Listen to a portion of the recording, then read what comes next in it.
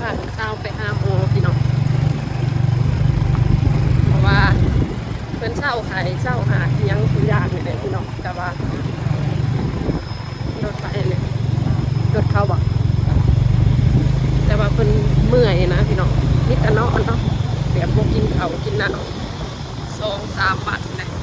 3 วัน4 วันได้นะได้ว่าสิพาไปหาหมอแต่ว่าเขาใส่วิตามินให้เนาะซื้อมาให้แต่ว่าเพิ่นบ่กินนะพี่น้องเพิ่นแค่ยาแต่ว่าเพิ่นบ่ยานเค็มเนาะไป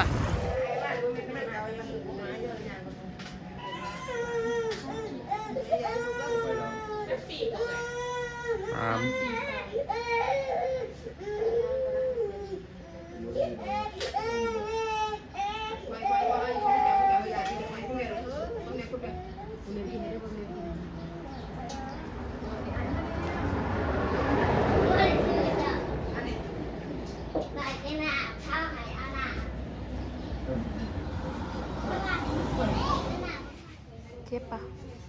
ฮะใช้บางมือไหนโอ้บ่เจ็บพี่น้องเอ้ยบ่เจ็บพอดีกินยาเนี่ยบ่ได้พอดีซื้อมาไว้ไปมันเสียมึงสาวซื้อวิตามินมาไว้ให้กับบ่กิน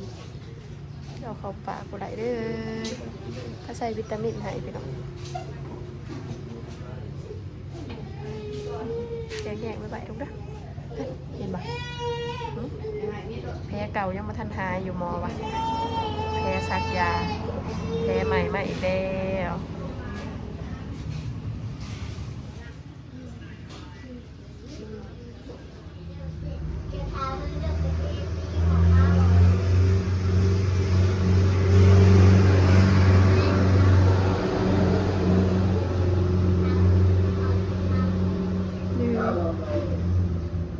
เหยียบโดย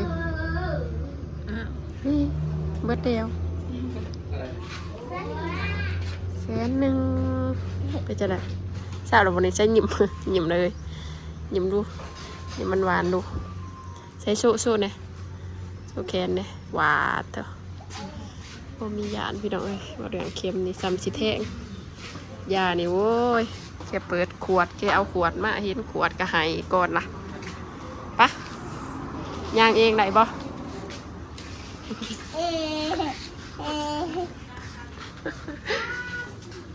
อาศัยเกือบคนดูคนเก่งบินหัวมาจากอุมาดูค่ะ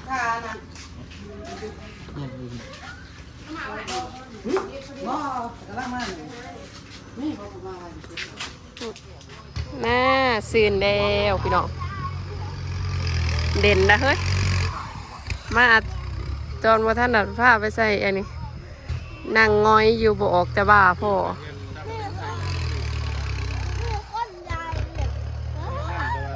แม่ดินน้ำเอื่อยได้แล้ว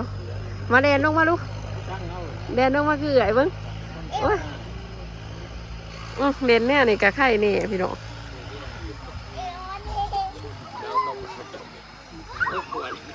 เอ้าเด่นเนี่ยนี่ยังมาเป็นเพิ่นแน่เฮ้ยปกติคนบ่อยู่ซื่อๆนะเด่นเลยเด่นเลยไอ้นั่งง้อยอยู่ให้แต่อุ่มก็บ่อุ่มกันเนาะรับแต่ใส่ยามากกระดิ่งนะพี่น้องมวนนะเฮ้ยอีดามีแห้งนะบ่ลูกฮะบ่เมื่อยนะบ่โอ้ยหูเนี่ยนี่พาไปใส่ตะลุนแล้วเฮ้ยซื้อยาไม่กินคุ้มกินยาอยู่กับบ่กินซื้อวิตามินมาแต่เสมื้อเช้านี่โอ้ขาเคย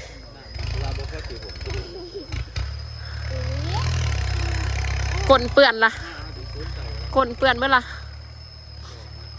เดินสไลเดอร์ไว้เดินสไลเดอร์ไว้เดินสไลเดอร์ดังมาเลยเอาเดินแบบมาผู้ใดเดินเทียงผู้นั้นเก่ง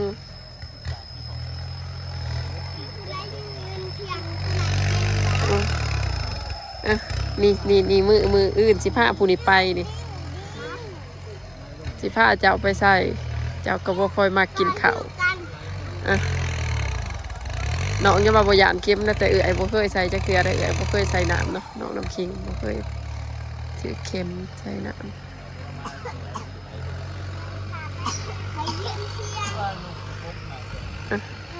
คักไว้บอนดินซ้ำสีม่วนเป็นดินทรายพร้อมน้องนะ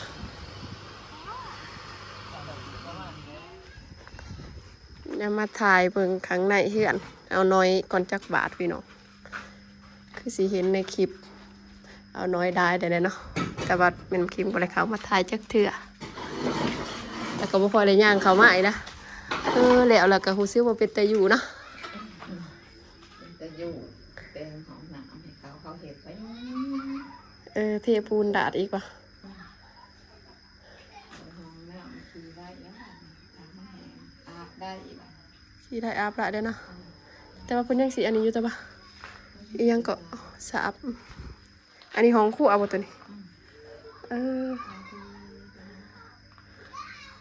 ห้องคู่อะไรกับห้องน้ำก็กะที่เอาคู่มืออยู่ดอกของบ่ได้ย่างเข้ามา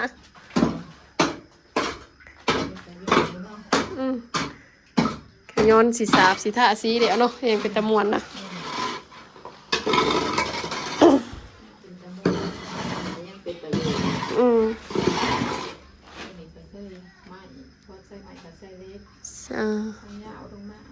จังควันไผ่ออกเนาะ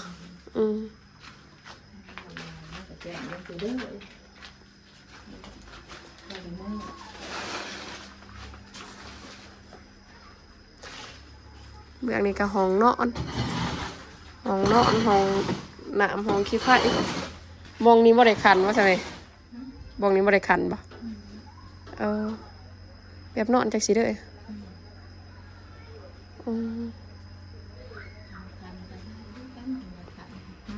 เนาะคันเป็นห้องกันนะเนาะแบบว่าพอได้คนอื่นย่างเขามาอันนั้นเนาะฮะโอ้ยังเสียประตูอีกวะนี่โอ้เมนอยู่โอ้นี่ได้คนขี่อันนี้เนาะ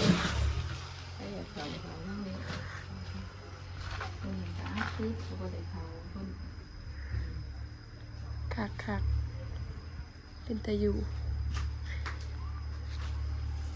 เป็นตะมวนดีๆพี่น้องนะ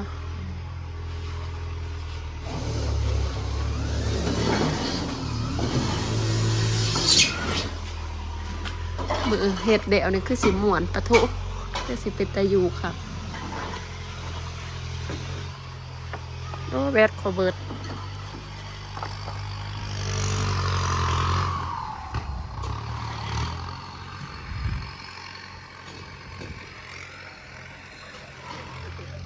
เพลงขันไปตากหนามาเองเฮ้ยมาเห็ดขักแถวบ้านนี่ลูกสาวสื่นแห้งแล้วไปเอ้าตาย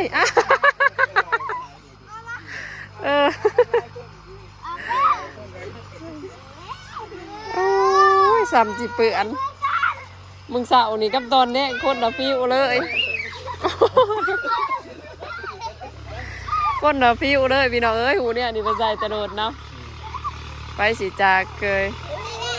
ให้เพิ่นกินซื่อๆได้ยากันละอาบน้ำซักเครื่องไว้อยู่นะผม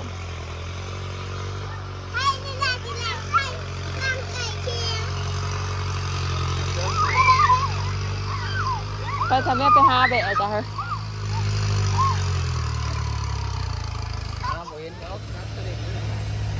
สะเด็งตัวใดสะเด็งเห่าบ่สะเด็งเรียกันจังหวะไปพี่น้องหลังจากที่ผ้ากันดินมอนยอดเบิดเปียกเบิดกันสิผ้ากันไปอาบน้ำเปลี่ยนเครื่องอยู่คืออันดับบัดนี่เป็นบริเอาเสียผ้ามาเด้ไปโอ้คุณนี่ใส่เสียแม่เฮ้ยไปย่างเบิดมือพี่น้องเขาเห็ดอันนี้กันเลยเนาะ3-4เดเอาโมเมนต์คงโขย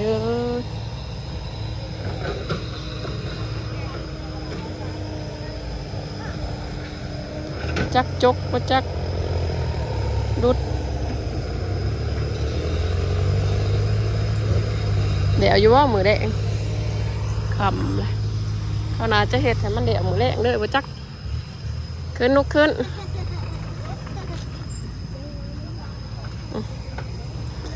นี่นั่งไหนบอกผู้นี้มานั่งกันนั่งกับแม่ผีซอดิงดิงแต่ก็นั่งกับพื้นลูกนั่งน้องพื้นนะ ดิ้งเอ้ยดิ้งลูกนั่งลงลูกนี่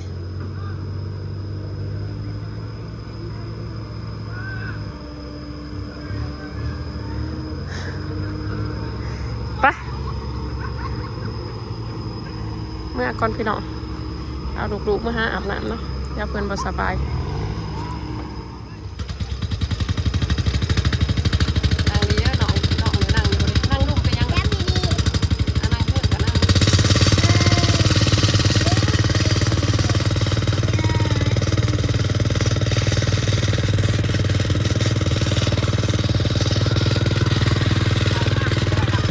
ฮะ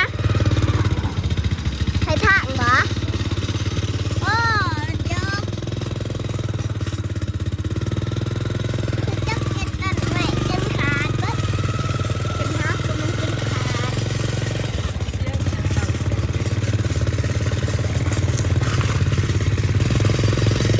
เลี้ยงหลอดใจอ่ะ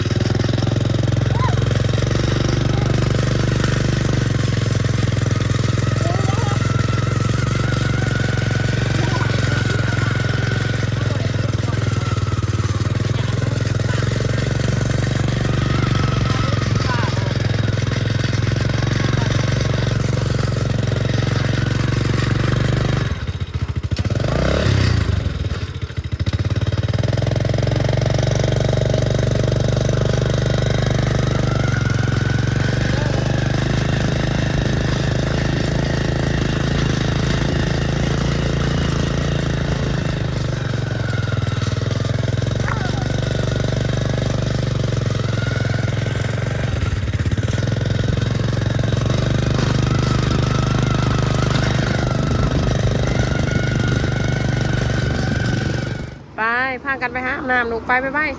มันสิบ่สบายเครื่องเปียกอยู่อาบน้ำฮุกสบู่ดีๆครีมอาบน้ำมันจังบ่เป็นขาบเด่นขี้ต้มมามันเป็นขาบได้ดุคันบ่ฮุกสบู่ดีๆค่ะ ใครเรียนแบบสไลเดอร์อะไรหาย อืม เหนื่อยขี้ บ่เด่นลูกเด้อบัดนี้เด้อเปียกเบิดเถื่อนมีแต่ผ้ากันอาบน้ำซื่อๆเด้อ ใครเรียนสไลเดอร์อะไรข้างหน้าอ่ะ เด่นอยู่ซ้ายดุตอนนี้นี่บ่ อู้บ่ไหลดุมื้อนั้นมันเปียกเบิดเถื่อนมีแต่ผ้ากันอาบน้ำอยู่ห้องน้ำเดี๋ยวผ้ากันฮุกสบู่ดีๆเด้อเด้อ มันบอกว่าใครมันสิหันสิเล่นน้ำท่วมนะมันกับมือใส่เลยเลยอยู่ใน เด่นอยู่ในได้อยู่แต่ว่าหามออกมาเด่นอยู่นอกคืออันมือจะเด่นมันนอกคืออันมือ ไอ้ นะ ดิ้งหามันว่าพังมันทดหนำใส่เด้อเอ้ย กันน้ำกันทันเด้เฮ้ยผู้น้อยผู้ใหญ่ขนองบูหูกับผู้ใหญ่ก็ต้องห้าม ไปหามันกะมาเฮ้ยเล่นมันกะหา คนบูหูเฮ้ยดิ่งไปลงมา ลาเก่งได้เพิ่น ลงมาไปที่ละ